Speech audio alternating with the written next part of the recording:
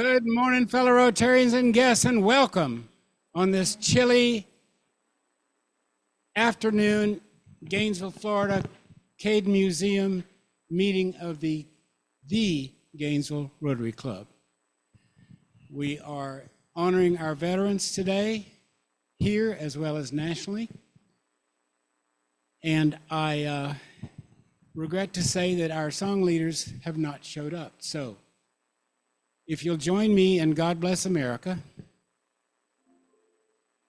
God bless America, land that I love. Stand beside her and guide her through the night with the light from above. From the mountains to the prairies, to the oceans, white with foam. God bless America, my home, sweet home. God bless America, my home, sweet home.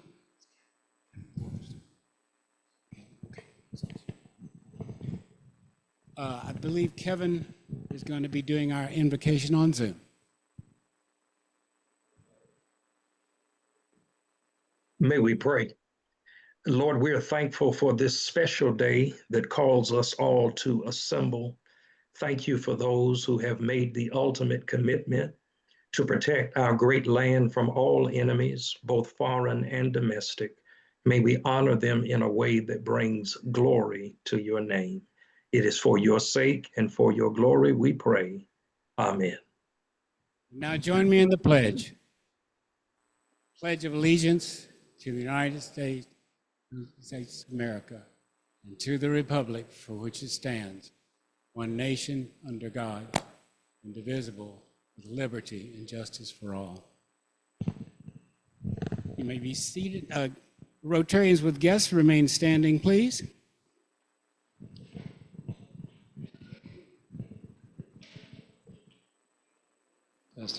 Testing. If anyone wants to bring around the microphone, great. If not, I will do it. John? Sure. Good afternoon, John Graham here, and I have two guests with me today. On my far left is my wife, Susie, joining us today to honor our friend Amy Hoover and her husband, Spencer Hoover. Spencer was a veteran of the United States Army and has been our guest here a couple times with me on Veterans Day. And he was also featured in a lot of the photographs last year that Byron had in his slide presentation. Those were actually photos that Spencer had provided. But Amy and Spencer got married in July of 2024. And Spencer passed away in August of this year at age 42. So Amy is here with us to honor Spencer, and I asked her to say a couple words about his service.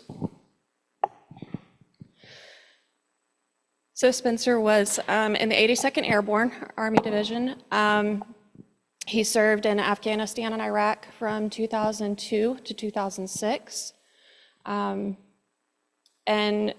basically lived an entire life of courage and service to others.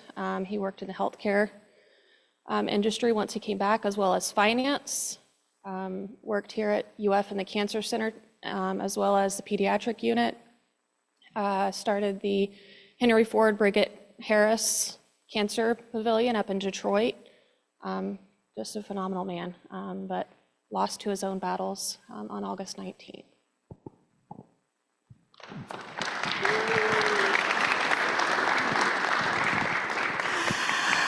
Good afternoon, fellow Rotarians. I'm delighted to introduce Reno Yamashina. She is our Rotary Youth Exchange student from Japan. She is a junior here at PK Young, and I am so thankful to Ryan and Martha and Steve and Jan, her host parents, for working out that she could join us today. To her right now is Steve Wilson, who is her host dad, and he and Jan have been hosting her since she arrived in mid-September. and she is thriving in their care, and everybody is happy and healthy. And thank you to Ryan and Martha for being her counselors. So welcome, Reno, and get to know her.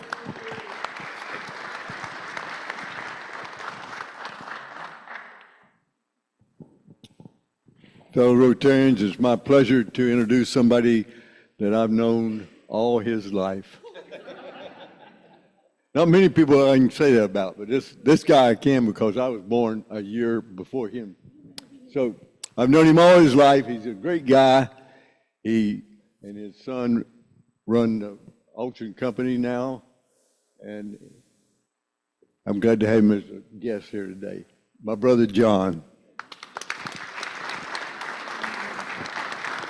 Good afternoon, Rotarians. I'd like to introduce the second time J.R. Moffat's back here to visit with us again. He's starting a new roofing company, so hopefully he makes it a regular event. Good afternoon, Victoria Watson, and I have a friend of mine, Michael Becker, who used to be at the state attorney's office with me. Now he is the general counsel at the Alachua County Sheriff's Office, and he is a United States Marine.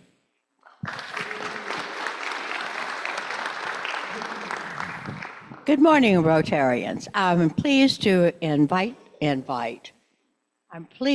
introduce my husband, retired Colonel Donald Damon.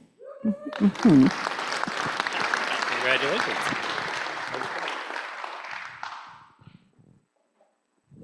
Good morning, fellow Rotarians. Robert Mounts, retired Air Force. I'm pleased to introduce Rick Smith, who is here to honor our guest today, fellow classmate at PK Young, John LeMoyne.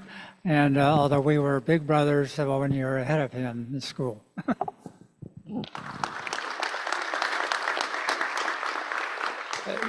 Good afternoon, Rotarians. I want to introduce my guest, Charlie Thomas, who I too have known his entire life, who is now a sales rep at United Rentals.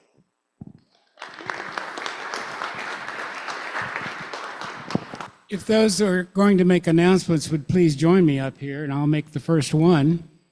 In honor of Helen, we have started the early phase of Bear the Mighty event, and it's really done well. Today we have some reading safari tickets in here as well as money, so this will be at the table as you leave to add to that. Jenna?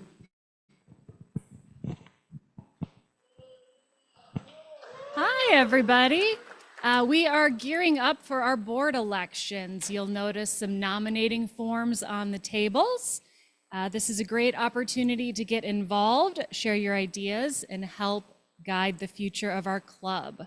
If you are interested in serving or know a fellow Rotarian who would be a great fit for our board, please go ahead and fill out that nominating form. If you are home watching on Zoom, please go ahead and send me an email.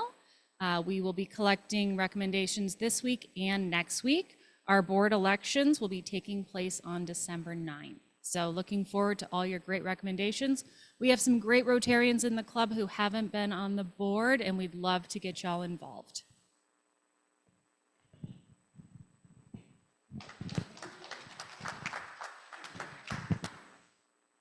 Hi, Rotarians. Ryan Kern here. It's my turn to get us in the Cambodia spirit as we have our auction coming up in December. I thought I'd share with you a quick story of how I found myself over in Cambodia. I have known Richard and Susan for about 15 years and about 10 years on the sideline of watching the emails go by about all the exciting trips and things they were doing over there. We finally pulled the trigger and said, yep, let's just book it. Life will never slow down. We'll get over there. And so we thought, yeah, February, nothing going on in February, should be fine.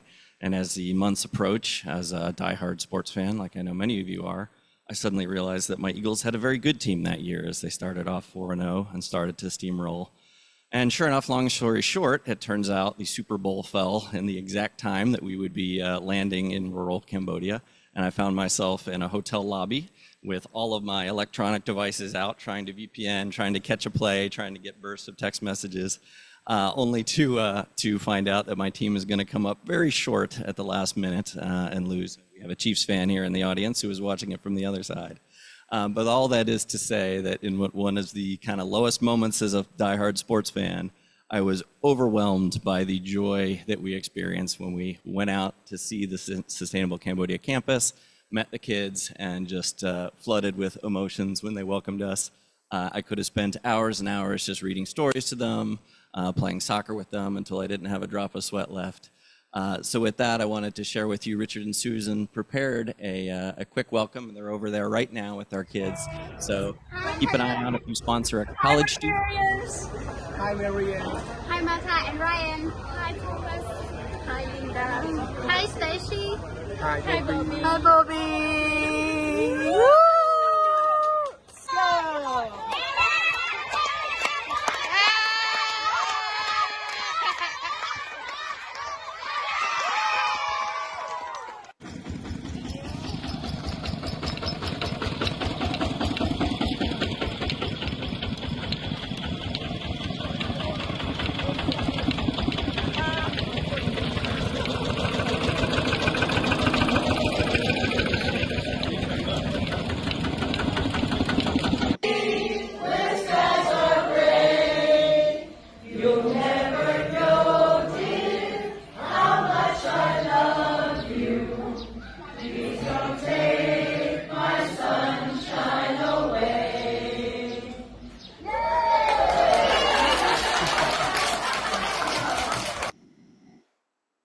Thank you guys for all your support of everything we're doing over in Cambodia, and please come out to the auction and bring your friends and your wallets. Thank you. Thank you, Ryan. Good morning, Rotarians, or good afternoon, actually. Ernie Hull, you know this ugly face. I'm up here because we're looking for a couple dinglings. It's coming to that Christmas time that I dread every year, and fortunately, as I'm retiring this year, this is my last time I'm going to have to worry about this. But we're looking for some folks in the Rotary Club to ring those bells. Our date that has been chosen for the club is say that a couple times. December 13th. I have a sign-up sheet I'm going to start passing around today. This is just the first pass around. You know, we've got a couple weeks before this comes up. But we wanted to kind of get it on your radar, get it on your calendar.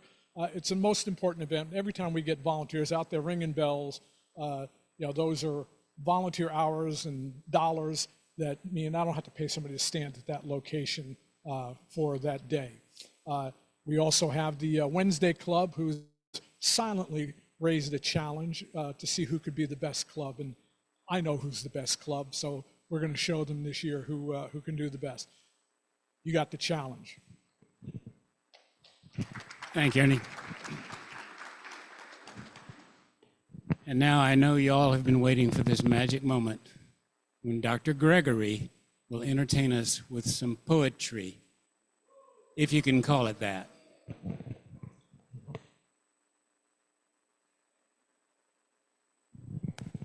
Thank you, sir. This poem is called Vets Day. Let me give you a clue. I'm sure it's not new, but it might seem strange. But when the enemy is in range, I believe that you are too. The Navy always fronts. If it's bombs undersea one hunts, although you have no beeper, any ship can be a minesweeper, but most ships can only do it once. A soldier Hook was hired to be a cook. Made a major, the promotion he surely took. He was really glad, since the last name he had, he was always called Captain Hook. So, as we honor our sisters and brothers, although they may be fathers or mothers, they gave up their lives as our country relies to the vets who are like no others. Have a happy Veterans Day.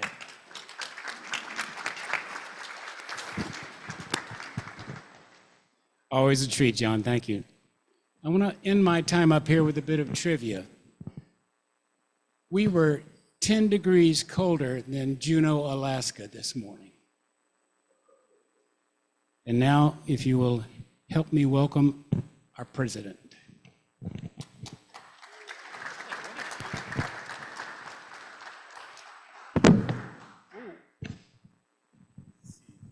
Get this in here.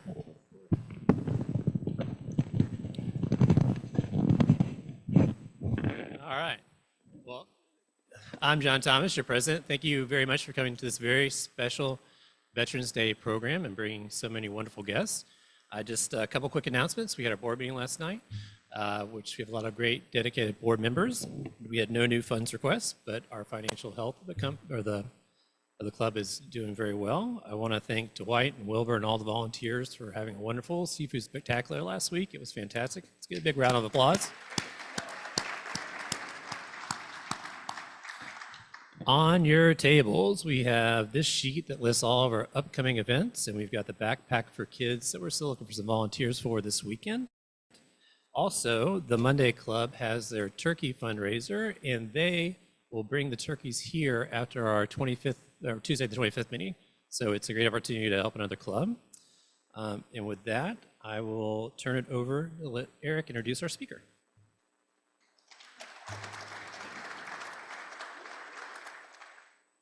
We have a real treat today in honor of Veterans Day. We have our hometown Lieutenant General, General LeMoyne, retired as Lieutenant General from the U.S. Army in 2004. He has served all over the world and has combat tours in Vietnam, Panama, and the First Iraq War. He graduated from PK Young and is here today to share with us for Veterans Day, but also I wanted to express how I know him briefly. He volunteers with the Veterans Court, which is a court here in town when someone gets arrested, and it gives them resources and it gives them help to get them back on their feet. He's a mentor to these men and women. One of my clients used to live on the corner of Main and University, and now because of Veterans Court has housing, has medicine, has health care, has food. And if it weren't for people like General LeMoyne to help this man back on his feet, he wouldn't have been. So thank you for being here. Please.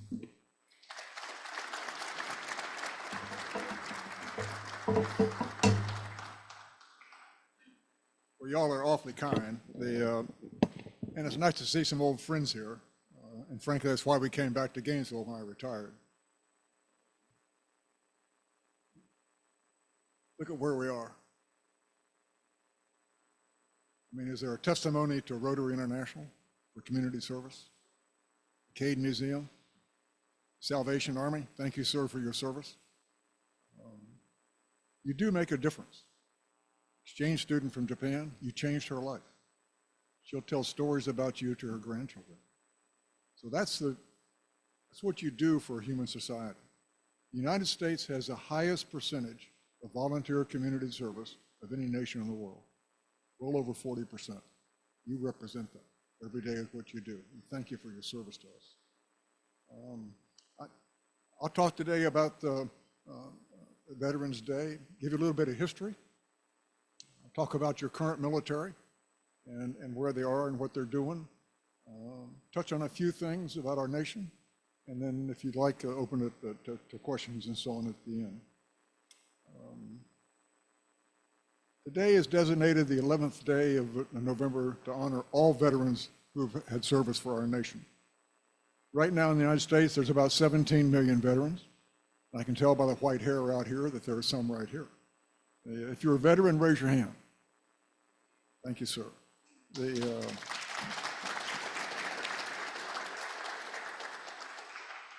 My compatriots and I were all of the Vietnam era generation with the draft and so on, and so we know what that is. Current military today is all professional, and it has made a difference for all of us. Over 1 million veterans in Florida, 1,300,000. Why do they come here? None of them own a snow shovel, and there's no state income tax, and it does make a difference for us. Today marks the anniversary of the war to end all wars, according to our European neighbors. The First World War ended on the 11th hour of the 11th day of the 11th month in 1918. And they resolved after about 10 million deaths that was going to be it. They never fight again. 21 years later, that ended. Interesting for the United States, we joined the Allies in 1917, and by early 1918 had over 3 million men in uniform, about 2 million in France or en route. And they got there and they needed some time to adjust and training. But the United States military actually entered ground combat in France in the summer of 1918. And the armistice was on the 11th of November. And in those last few months there, we lost 116,000 deaths in World War I. Over half of them were the Spanish flu. And in fact, until World War II, every war we'd ever fought, we always lost more to disease than we ever did to combat. And World War II with penicillin changed that. Thank you to the medical profession. The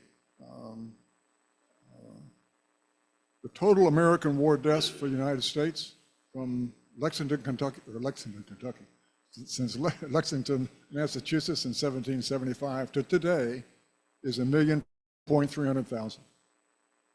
Just under half were actual combat deaths. And that includes every Cold War death we had and so on. Today you've got in our military just over 2 million active duty, reserve, and National Guard. The National Guard is separate, it's a state militia.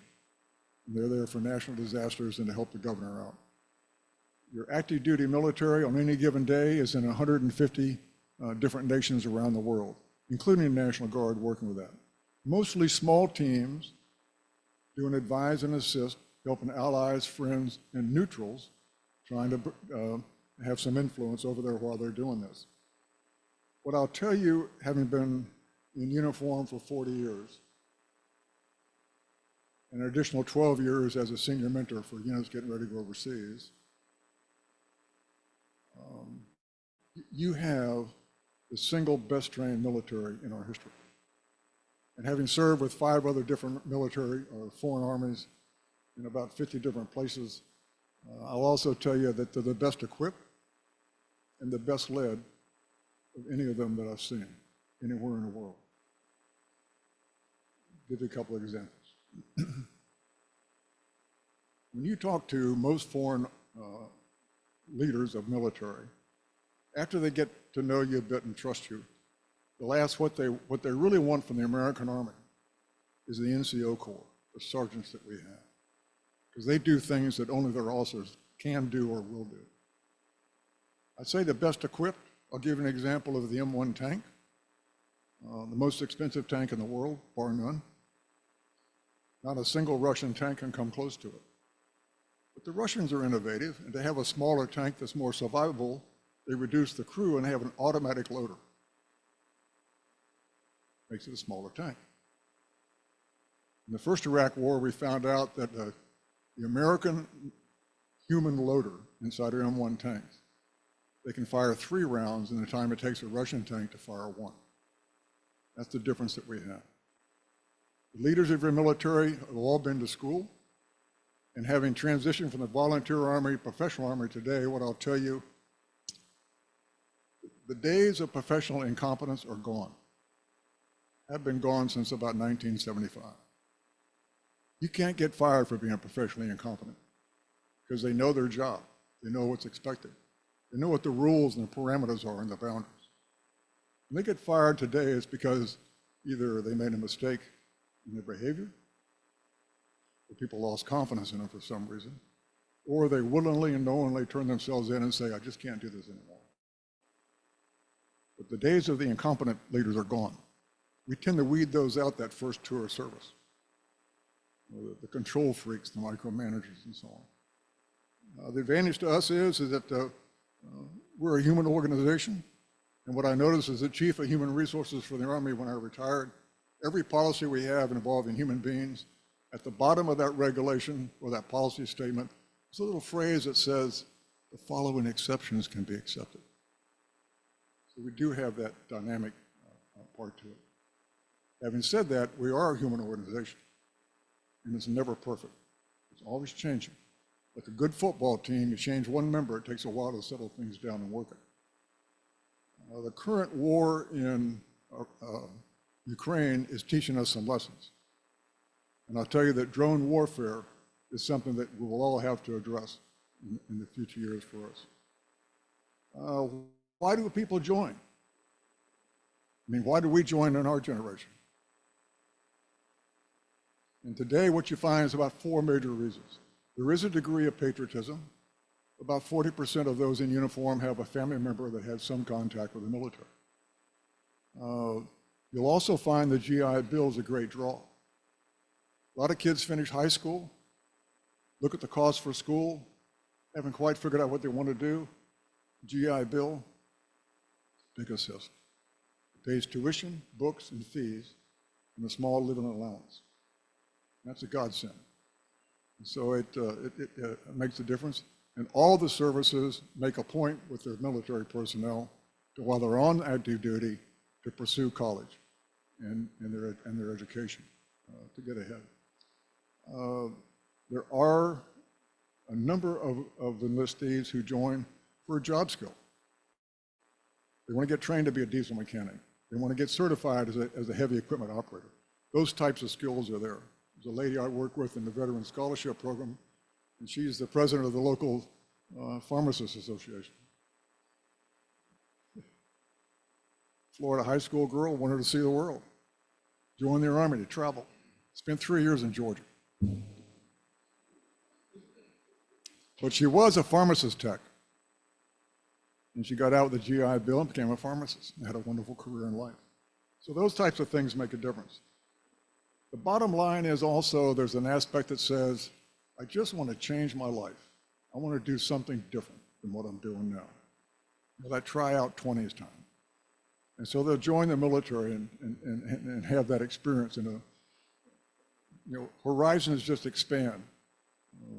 Their perceptions of people, societies, cultures, and values all change. And when you talk to veterans, they'll almost invariably tell you, you know, it changed my life. And the good news is for almost all of them, it was to the benefit. It was well done. The tragedy is 2/3 of American youth today cannot qualify to enlist. Now, for our generation with the white hair, that's unheard of. But because of obesity, criminal records, childhood medications, they can't meet the minimum standards to get in. You know, there are a number of them that will take steps to try to rectify that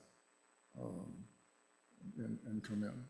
I'll also tell you, in my years, particularly since 75, I've met a number of military who, they did have childhood asthma and just forgot to tell the medical people about it. Yeah, they did have flat feet, and they still enlisted. Yeah, they had childhood polio, and still survived it and got ahead. I remember a great movie I saw about World War II. The guy wanted to serve in the military, had terrible vision. And so he and 500 other guys in skivvy shorts were lined up going down through the eye chart, and he memorized the eye chart before he got there. And the guy, you know, the doc said, read the eye chart, and he had memorized it and passed and went in the service and did 3 years. You know, there are those exceptions to our military today. God bless them.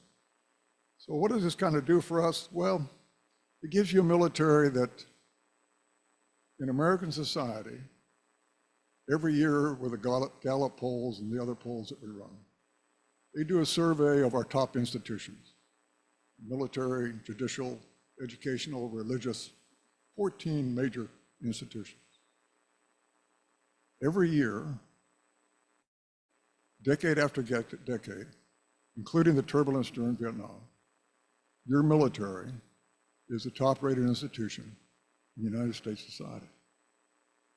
Just that 80% of the Americans say they have confidence in the military for doing what's right, and they trust them. Far better than the other ones, and particularly today for our Congress and Supreme Court, and it makes a difference. They better be the best, because your tax dollar give them almost $900 billion a year in their budget.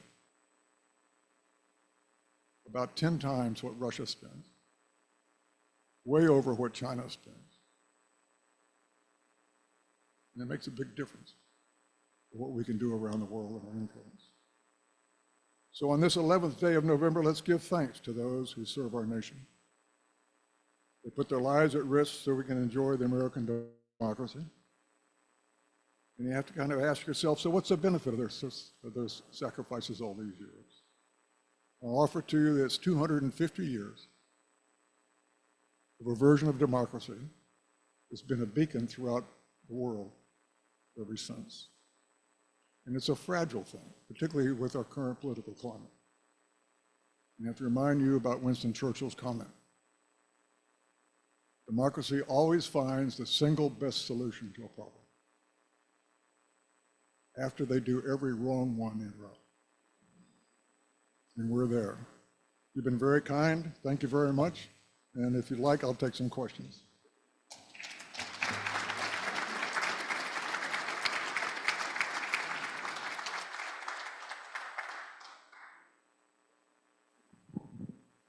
I think we have to wait for the microphone. Thank you. I'm Deborah Newell, and you mentioned that you had served with, I believe, 5 different countries, military. Could you tell us about that and what you learned and how that helped your ability to lead in the U.S. Armed Forces? Well, thank you. Who's watching our time here? You're good. Okay, Yep. you got to give me a warning here, because I'll get started, all right? My first experience as a young Special Forces sergeant was in Panama in the mid-'60s, and I worked with the Panamanian National Guard. And for 2 weeks, I lived and worked out in the jungle with a Panamanian corporal, 35 years old, just made corporal. He couldn't get married till he was a sergeant. And I learned an awful lot about Panama. That was my first experience. A young lieutenant going to Vietnam, served with the Vietnamese paratroopers, and frankly, they taught me how to be a combat leader. And I saw aspects of leadership that I've admired and emulated ever since.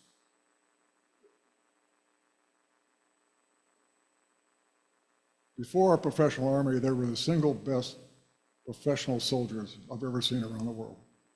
And they always maintained the right standards. They didn't murder anybody, they didn't rob. Served with the Saudi Arabian National Guard for a year. Interesting cultural experience. And we don't have time to get into a lot of that. They worked with the Australians, worked with the Brits, and worked with the Germans. That kind of covers the ones I actually served with and did things with. Does that answer the question? It certainly expanded my horizons.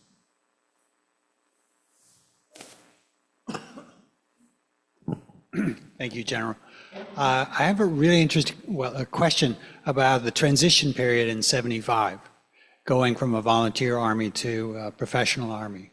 The implications of that for decisions on engagement with the armed forces, as well as internal discipline, how that was cleaned up through that process.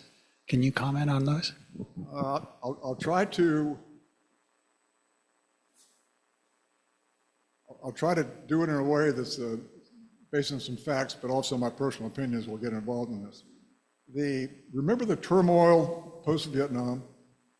I mean, once we began to realize that the strategy was wrong and there was no end in sight and our leaderships were lying to us, we all became pretty dissatisfied with things. And the turmoil of the mid-'60s, early '70s, you know, the drug culture was rampant, you know, free sex, the me generation, all self-focused, self-gratification. The draftee army was so wasteful in human potential. I mean, if you needed something special, you know, you call back the rear and send me a truckload of privates and we'll figure it out. I mean, cases where you take a young lady like you and she'd enlist for electronics repair, and you spend 9 months teaching her how to do that, and she gets to her first unit and the first sergeant says, "I need a clerk, can you type?" And that's where she goes. Professional Army changed that. And we did a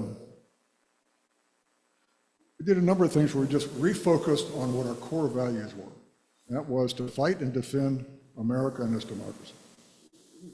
And through that, we really got intensely involved in leadership, training, and standards, and the quality of our soldiers. And we cleaned up the drug culture. Your analysis program has stood the test of time of every possible legal challenge you can think of, but it's the best in the world and the most accurate. And so as a battalion commander, if someone came hot on your analysis test, they're in front of my desk, and I read them their rights. If I think they made a mistake and they had potential to be a good soldier, I'd keep them and put them in 6 weeks counseling. If I didn't, I'd discharge them, and a week later they were civilian, back on your streets. That just changed our Army. And that focus on doing what's right, no matter how hard it is, changed the military. Did I answer the questions?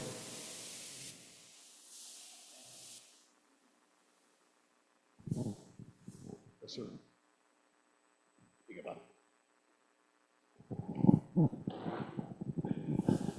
General, in the first Gulf War, the law of armed conflict was probably implemented better than I, as a former JAG, ever witnessed.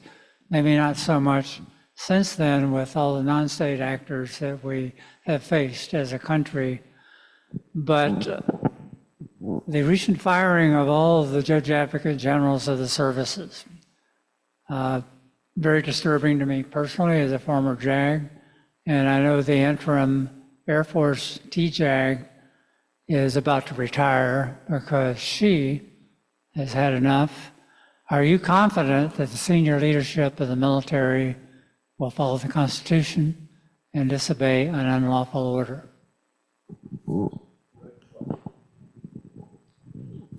I'm confident that the senior military leaders will follow the Constitution and the meaning of it. A couple of parameters here. One of the expectations of senior military is they'll always tell the truth. And one of our cliches is disagreement is not disrespect. That no longer holds true. And that has an impact on you and I. 20 admirals and generals have been fired or retired in the past few months. When our military has to swear an oath to an individual, we have put ourselves in the same position Germany was in 1936. And if that happens, I may join my fourth war, but I will not abide by it, nor will most of my compatriots. Did I answer your question?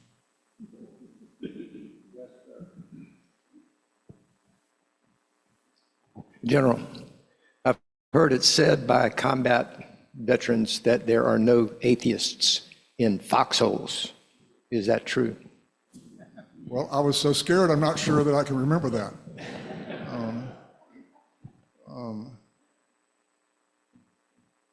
You know, you hear the war stories and so on. Most combat operations are tedious, boring, and fatiguing, you know, with moments of raw terror.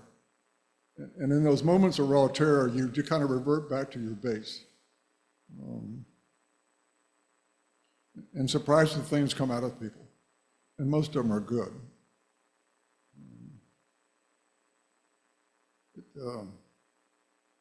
It does change your perspective of life and the value of human life. Bobby, go back to your question earlier.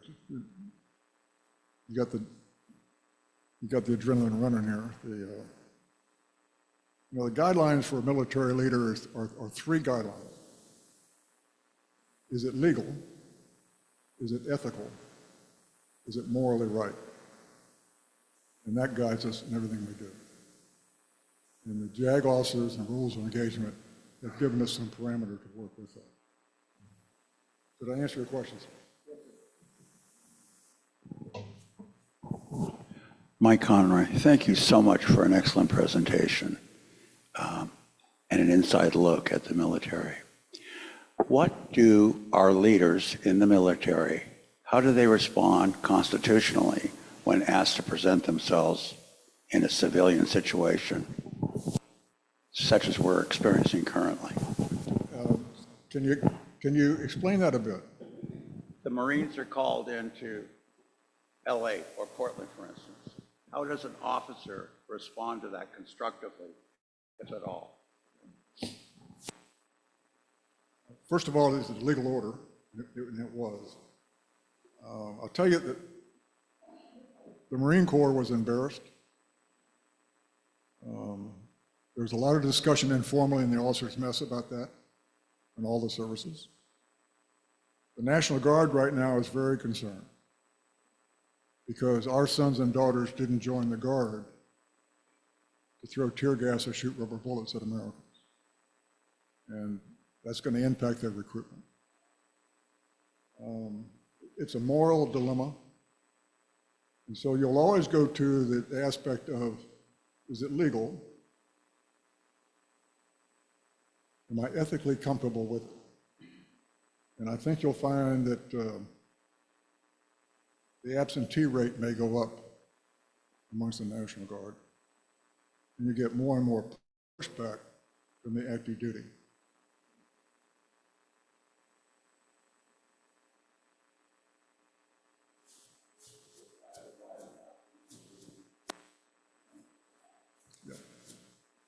Well, the last time we had this dilemma was the Civil War.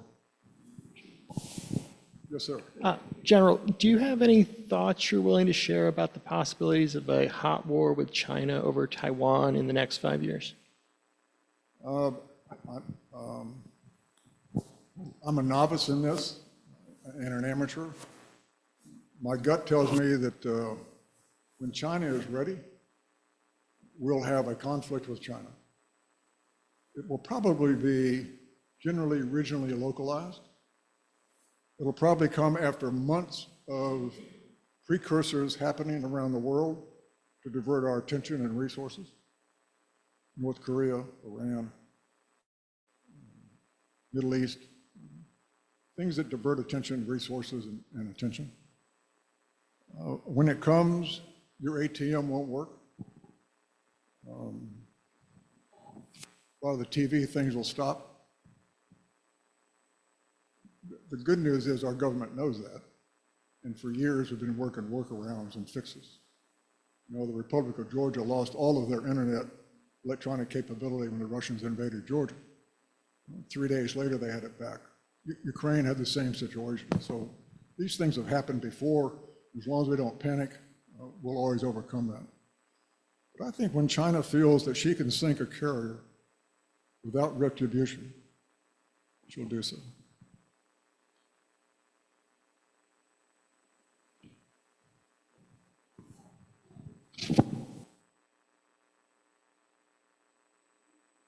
Sir, thank you very much. Bless you all.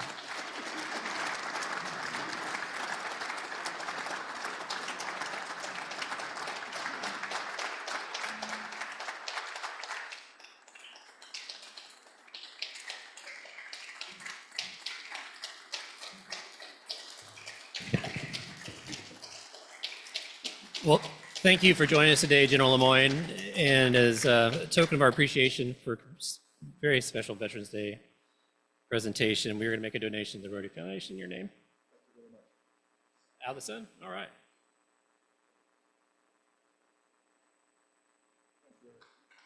Thank you very much. Thank you. Wow, what a presentation. That's just fantastic.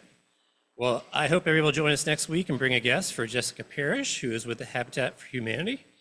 Our quote for the week: a veteran is someone who, at one point in their life, wrote a blank check payable to the United States of America for amount up to and including their life. Our Rotary Reading Safari winner is 799, and we are adjourned.